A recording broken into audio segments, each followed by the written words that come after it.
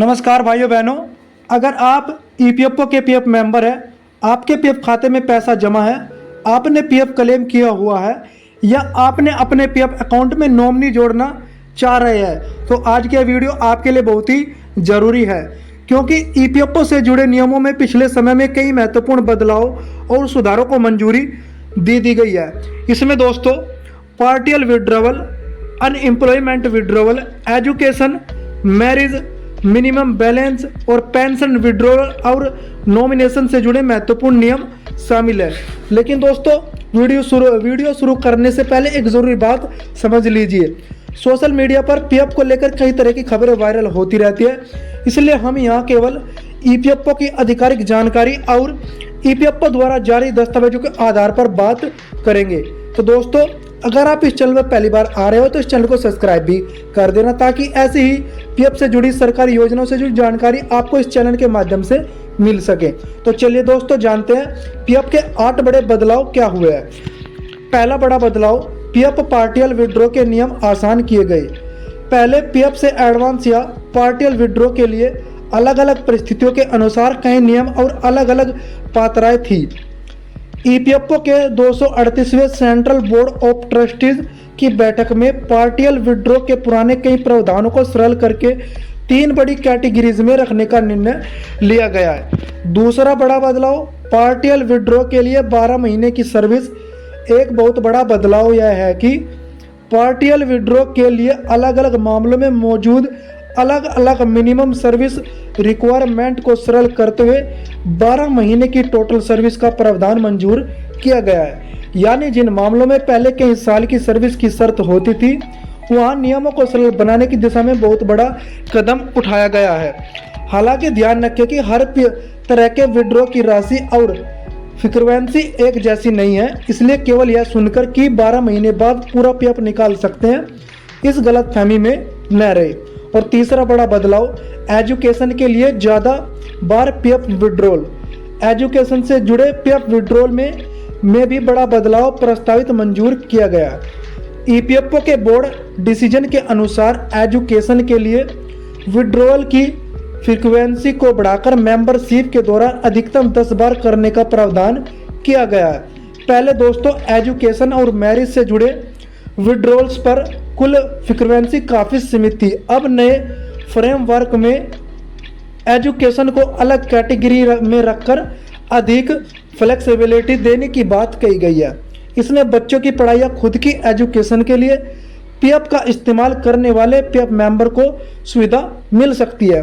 और दोस्तों चौथा बड़ा बदलाव, मैरिज के लिए 5 बार तक विड्रॉ। मैरिज के लिए भी पीएफ विड्रॉ के नियम को आसान बनाने का फैसला किया गया है। जी दोस्तों, इसके लिए अगर आपके पीएफ अकाउंट में अच्छा बैलेंस है और आप मैरिज से जुड़े पीएफ एडवांस के लिए पात्र हैं, तो नए नियम को जरूर समझें। पांचवा बड़ा बदलाव, पीएफ अकाउंट में 25% मिनिमम बैलेंस रखने का प्रावधान। यह बदलाव बहुत महत्वपूर्ण है। ईपीएफओ बोर्ड ने पीएफ अकाउंट में मेंबर के योगदान का 25% मिनिमम बैलेंस बनाए रखने का प्रावधान मंजूर किया है।